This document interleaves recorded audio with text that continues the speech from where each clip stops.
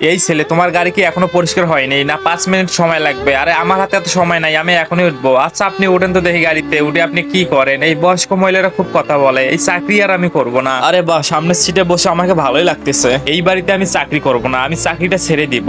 আম্মু, গাড়িটা তো এখনো পরিষ্কার হয়নি। আরে কি বলিস তুই? চল তো গিয়ে দেখি, এতক্ষণ তো সময় লাগার কথা না। আরে এই যে ড্রাইভার সাহেব, গাড়িটি কখন পরিষ্কার হবে? গাড়ির যে অবস্থা, একটু তো সময় লাগবে। আরে আমাদের হাতে তো এত সময় নাই, যেরকম পরিষ্কার হয়েছে ওই রকমই থাক। আচ্ছা আপনাদের খুশি, আপনারা গাড়িতে ওঠেন। আপনারা যদি মা বাবাকে ভালোবেসে থাকেন তাহলে ভিডিওটিতে একটা লাইক এবং চ্যানেল সাবস্ক্রাইব করে পাশেই থাকবেন। আরে দাদি, আপনি কখন গাড়িতে উঠলেন? ও, তোমরা ঘুরতে যাবো আর আমি বাসায় একাই থাকবো? আরে আমরা তো ঘুরতে যাবো না, আমরা যাবো মিটিং এ। না, তোমরা সবাই মিথ্যা বলতেছো, আমাকে না নিয়ে যাওয়ার প্ল্যান। আরে সত্যি দাদি, আমরা মিটিং এ যাবো। বিশ্বাস হচ্ছে না তো? আপনি ড্রাইভারকে জিজ্ঞাসা করেন। আরে এই ছেলে, তুই বল এরা কোথায় যাবে? আরে ম্যাডাম তো ঠিকই বলছে, মিটিং এ যাবে। আরে এরা সবাই প্ল্যান করছে নাকি আমাকে না নিয়ে যাওয়ার? তাহলে নেমেই যাই। আচ্ছা আমি গাড়ি থেকে নেমে যাচ্ছি, যদি শুনতে পাই ঘুরতে গেছো তাহলে কিন্তু খবর আছে।